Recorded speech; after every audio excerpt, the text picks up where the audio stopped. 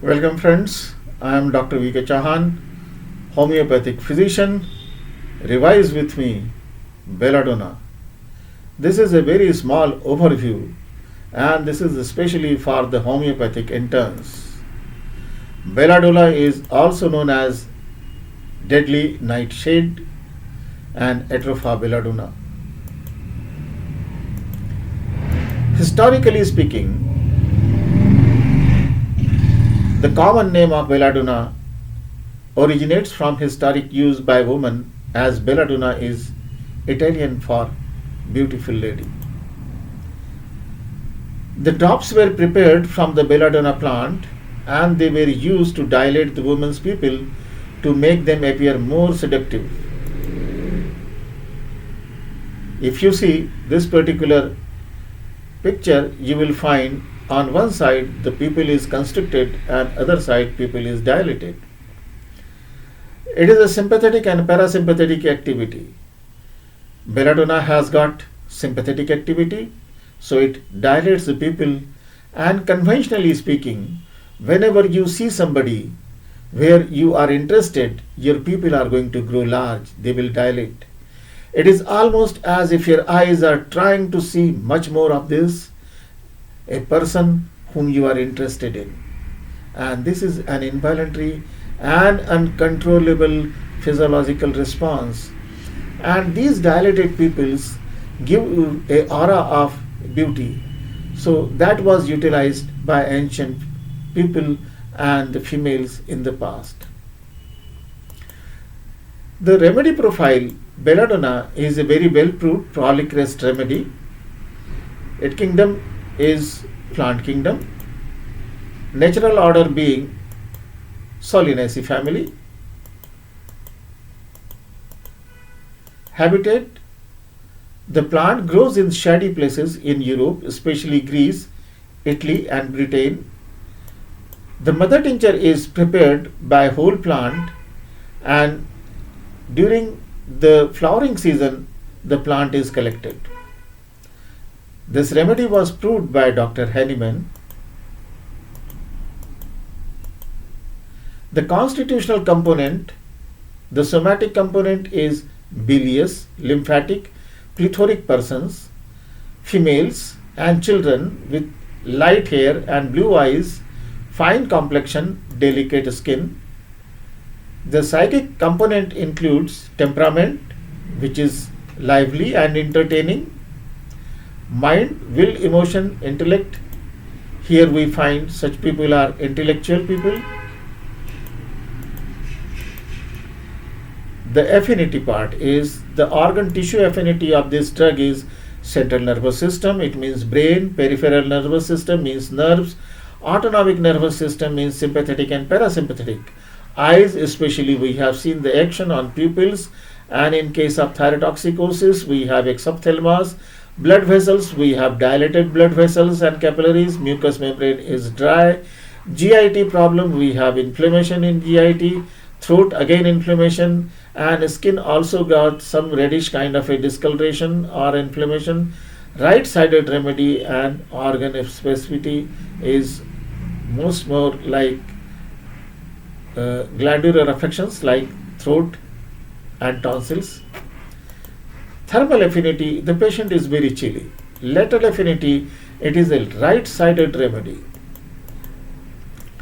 Disease predisposition or diathesis for congestion or acute inflammatory affections and spasms, convulsions, maniacal excitement and delirium.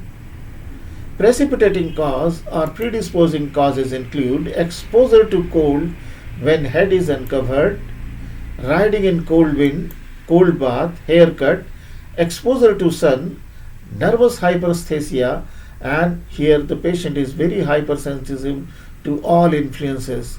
All influences means touch, pain, pressure, vibration, vision and auditory part. Affinity. Miasmatically speaking, it is having the acute complaints which points to psora. It is a flare of psora. Therefore, this medicine is predominantly acute phase miasmatic remedy, and that belongs to psora. We have the characteristic symptoms of this remedy. Important one is trio of symptoms where heat, redness and burning is characteristic. Suddenness and great violence of the complaint in all complaints is very important. Pains we will find come suddenly, last indefinitely and cease suddenly. The pains starting like electrical shocks, burning, constricting, spasm, throbbing, cutting in the head and twitching pains are there. Inflammation. It has got local inflammation. You can have the congestion also. So head is red and burning sensation in the skin whenever there is redness. Dryness of mouth means mucous membrane is dry without thirst. Complaints go down from the head and fear of imaginary things is there. In delirium, you have violent disposition to strike, bite, bark, tries to escape. Pulse is full and bounding. Convulsions during teething, during fever, hallucinations, sees ghosts, black animals, fevers, where the face is flushed, eyes are bright, wild, pupil dilated, pulse full, bounding, dry mucous membrane, sleepy but cannot sleep. General aggravation of this remedy is on the right side, at night and movement, noise, jar, light and sun, lying down, pressure and cold. Amelioration, general amelioration of this remedy is from warmth, standing or sitting upright, applying warm compress to affected part. The posology part, the doses, especially the mental symptoms and keynote symptoms, they require higher potencies. Inflammatory and spasmodic conditions, visual at the organic level definitely will need lower potencies. Repetition must be repeated frequently, especially in acute cases, and duration of action according to Clark is 1 to 7 days. Let us go for relationship. The complementary relationship is calcarea carb. Remedies that precede well include arsenic album, chamomilla, cuprum, hypersulf, lachesis, myrrh, nitric acid and phosphorus. Remedies that follows well, they are aconite, arsenic album, cactus, calcarea, carbovage, chamomilla, cinna, conium, dulca, hypersulf, hyoscyamus, lachesis, myrrh, vascus, muriatic acid, nux vomica, pulsatilla, rustox, sepia, silesia, stramonium, sulfur, valeriana and veratrum album. Incompatible remedies we have dulcamara and acetic acid. Antidotes, belladonna antidotes, aconite, camphor, coffea, hypersulf, hyoscyamus, opium and pulsatilla. Remedies which antidote belladonna is aconite, cuprum, ferrum, hyoscyamus, plumbum and myrrh. Clinical condition. You will find the very peculiar symptom in Ellen is given as imparts a burning sensation to examining hand, the true Sydenham's scarlet fever, where eruption is perfectly smooth and truly scarlet. The condition is scarlet fever, and there you will find the skin of uniform smooth, shining, scarlet redness, dry, hot and burning.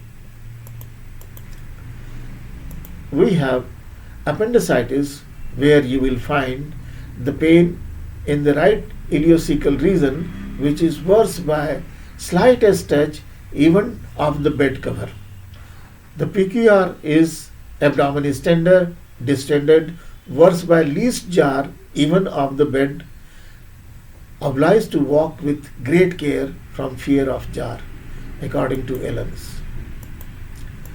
We have vertigo in this particular case, and PQR is vertigo when stooping or when rising after stooping on every change of position.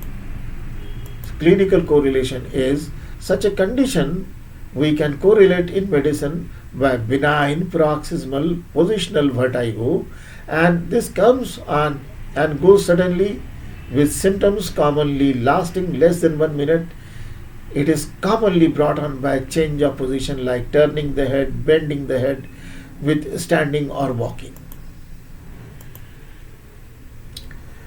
We have one more clinical condition where we have headache, which is congestive, red face, throbbing brain and carotids, worse from slight noise, jar, motion, light, lying down and least exertion, ameliorated by pressure, tight bandaging, wrapping up during menses, boring the head into the pillows. The clinical correlation is it is a right-sided migraine where it is much more suited, associated with nausea, vomiting or both, and photophobia and phonophobia is commonly encountered. We have one more peculiar symptom where the convulsions during teething with fever come on suddenly, head hot, feet cold. Head hot, feet cold is a very characteristic symptom of belladonna. Clinically, we correlate with febrile seizures.